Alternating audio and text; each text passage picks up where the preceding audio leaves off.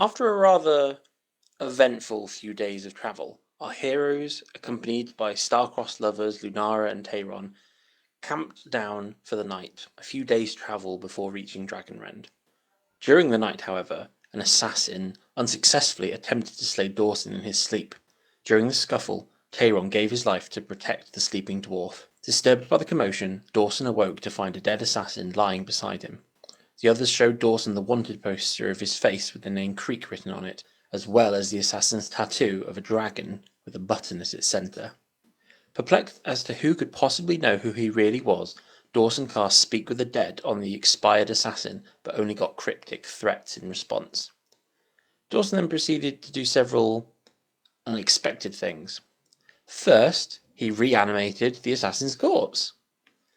Then, he removed his magic hat, revealing himself to be Creek the Kobold, much to Armus's surprise, as he had not been at Karnarak when he'd done this in front of the others. Then, Creek put his regular hat on, which happened to be the skull of his late Kobold wife, who had died in the Underdark.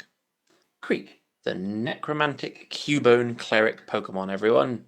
What the hell is going on? Lastly, Creek placed his hat on the new corpse assistant to disguise it as Dawson and nicknamed it Vanderbeek. Get it? Dawson, Creek, Vanderbeek. Yeah, you get it. Gathering their things, the party laid Tayron to rest and moved on.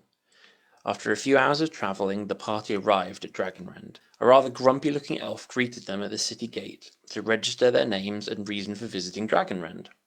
Our heroes explained that they wished to found their own guild, and the unimpressed elf hands them a welcome pamphlet, a city map, and a registry document.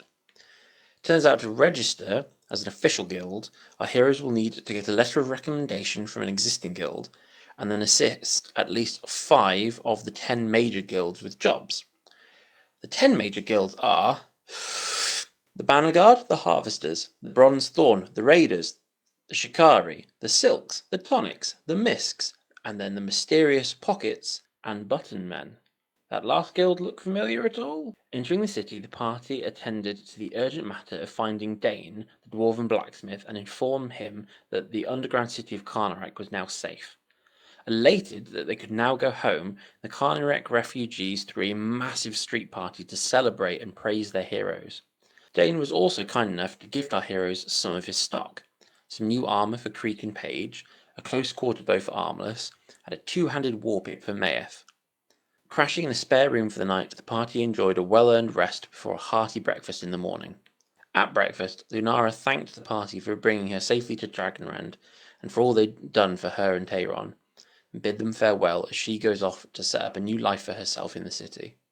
Our heroes, complete with hangovers, head to the Misks Guild in search of Dio and Tala Glorious to ask them for a letter of recommendation. As they enter the Misks compound, Creek spies a memorial to all the guilds who have fallen over the years. Among the guild crests, he recognizes the symbol of his old guild, the Silver Hands. Shedding a silent tear for his fallen comrades, Creek catches up with the others as they enter the mess hall to the sound of singing. Finding a large group of miscellaneous guilds drinking and singing together, our heroes find Dio and Tala to ask them for a letter of recommendation. The tieflings agree, and Tala writes up the letter, while Creek asks Dio about the Button Men Guild.